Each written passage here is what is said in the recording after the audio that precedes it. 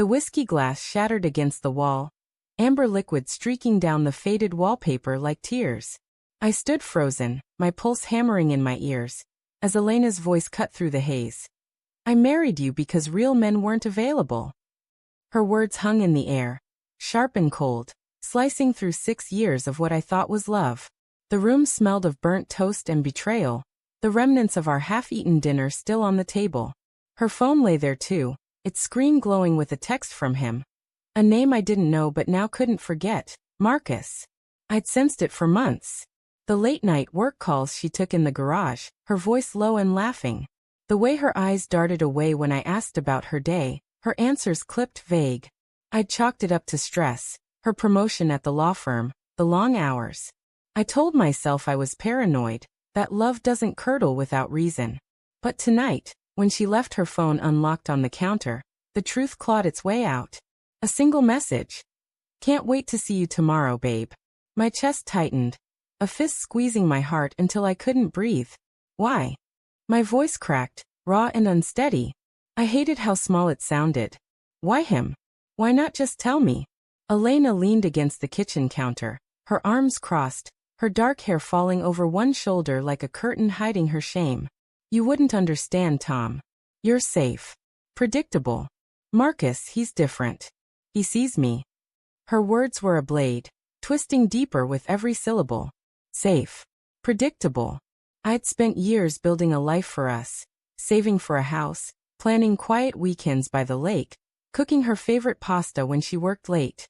I thought that's what love was, showing up, every day no matter what. But now, her eyes gleamed with something I didn't recognize. Defiance, maybe, or relief. Like she'd been carrying this secret so long it felt good to let it spill. I paced the linoleum floor, the squeak of my boots echoing in the silence.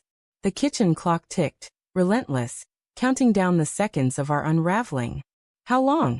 I asked, my voice steadier now, though my hands shook. How long have you been lying to me? She hesitated, her lips parting then closing. 6 months, she said finally, her voice barely above a whisper. It started at the conference in Chicago. 6 months. Half a year of stolen glances, secret texts, moments I'd never know. I thought of the nights I'd kissed her goodnight, oblivious, while she carried him in her thoughts. My stomach churned. Did you ever love me?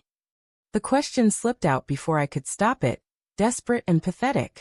Her eyes softened, just for a moment, and I hated her for it. I did, she said. I do. But it's not enough anymore. The room spun. I gripped the edge of the table, the wood cool and solid under my fingers, grounding me. Outside, the wind howled, rattling the windows of our small apartment. I'd always loved this place. The creaky floors, the view of the city skyline, the way the morning light spilled across her face as she slept. Now it felt like a stage, every corner mocking me with memories of a lie. I wanted to scream, to demand answers, but the questions tangled in my throat. Instead, I grabbed my jacket and walked out, the door slamming behind me. The night air was sharp, biting at my skin as I wandered the empty streets. Neon signs flickered above bars, their glow blurring through the tears I refused to acknowledge. My mind replayed every moment. The way she'd started wearing perfume again, the weekends she spent visiting her sister. The way her laugh had grown distant, like it belonged to someone else. I ended up at a diner, the kind with sticky tables and coffee that tasted like regret. The waitress, a woman with kind eyes and a name tag that read Clara, slid a mug in front of me without a word.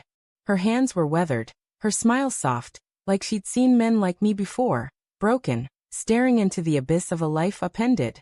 I sipped the coffee, bitter and scalding, and let my thoughts spiral. Had I missed something? Was I too wrapped up in my own world, my job at the warehouse, my routine of beers and baseball games, to notice her slipping away? Or was she always destined to leave, chasing something I could never be? The doubt gnawed at me, mixing with anger until I couldn't tell them apart.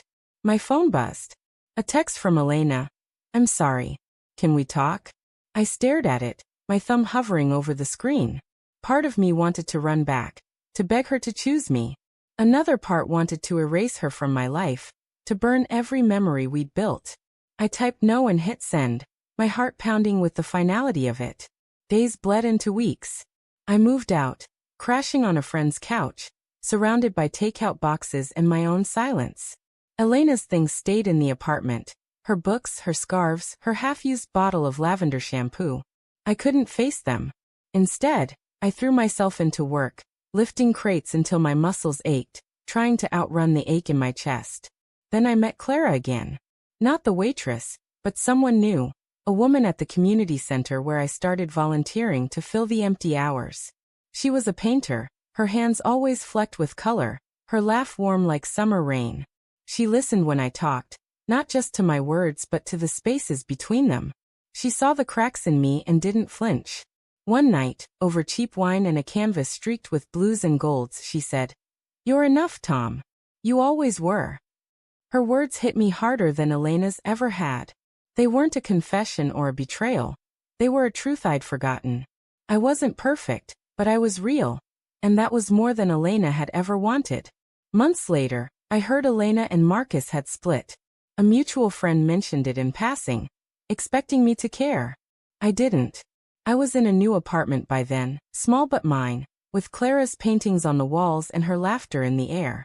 The city skyline still glowed outside my window, but it looked different now, brighter, sharper, like a promise. One night, as Clara slept beside me, her hand resting on my chest, I realized something. Elena's betrayal hadn't broken me. It had freed me.